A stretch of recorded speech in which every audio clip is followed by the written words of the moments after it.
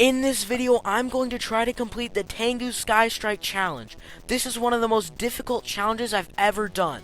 Watch this video to see if I was able to complete it. In this challenge, I have to try to get a trick kill with Tengu's Sky Strike. There are also 3 levels of difficulty to this challenge, and as the levels get harder, the rewards get greater. All difficulties of the challenge are in the Mesa Verde map, which means I only have a 10% chance to get it each battle I play. The first difficulty requires you to jump off this bridge near the middle control point and get a kill with Tengu's Sky Strike. The second difficulty requires you to jump through this hole near the central control point and get a kill. And for the third, you have to jump off this obstacle through this hole and get a kill, and this is the one I'm going to be attempting. And with that out of the way, let's get right into the challenge. As you can see in these clips, these were some of the attempts I had where I didn't get the Mesa Verde map. Getting this map was critical because without it, I couldn't even attempt the challenge. I also realized that my Tengu was pretty weak. As you can see, it was only 3 stars with a shotgun 8, which just wasn't strong enough to really get that kill. It got killed really easily in the matches. Because of this, I decided to rank and level up my Tengu.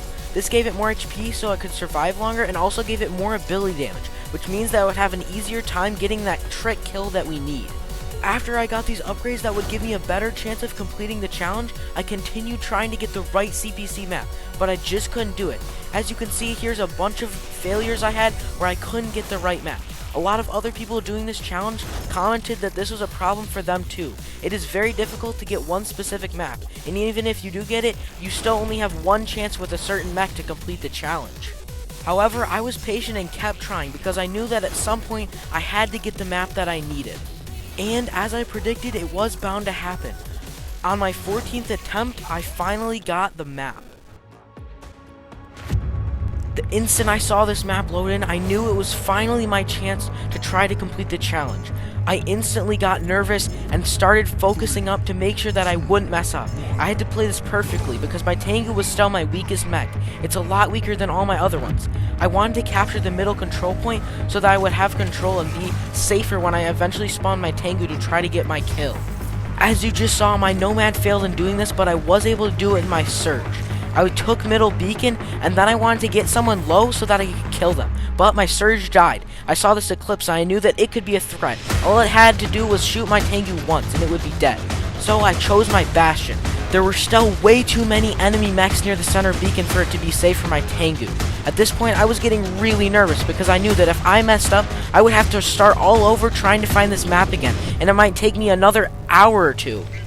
At this point, I hit this brick house with my Bastion and got him really low. I was hoping I could get him with my Tengu, so I finally selected the mech I needed to get the kill with. But the brick house was already dead. One of my teammates killed him and I got an assist for it. That's how I could tell that it had already been killed. Now I just had to wait. Thankfully, Tengu has stealth, which helps him stay alive and away from all these enemies. The enemy player was running Helix frags, which was really dangerous. He could probably one-hit me if he ever got a lock on, so I had to keep spamming my ability throughout this whole time.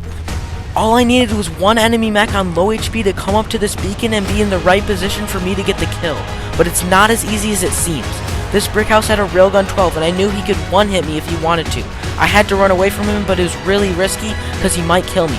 Thankfully, he got destroyed by one of my teammates. But now there were no enemies near enough to the center beacon, so I just had to wait it out. I kept using my abilities so nobody could hit me with javelins or Helix. I did have an Arc Torrent 10, but it wasn't very strong. I saw some enemies were starting to come up to the beacon, so I ran up to them. I needed to get them low because my jump did not deal much damage.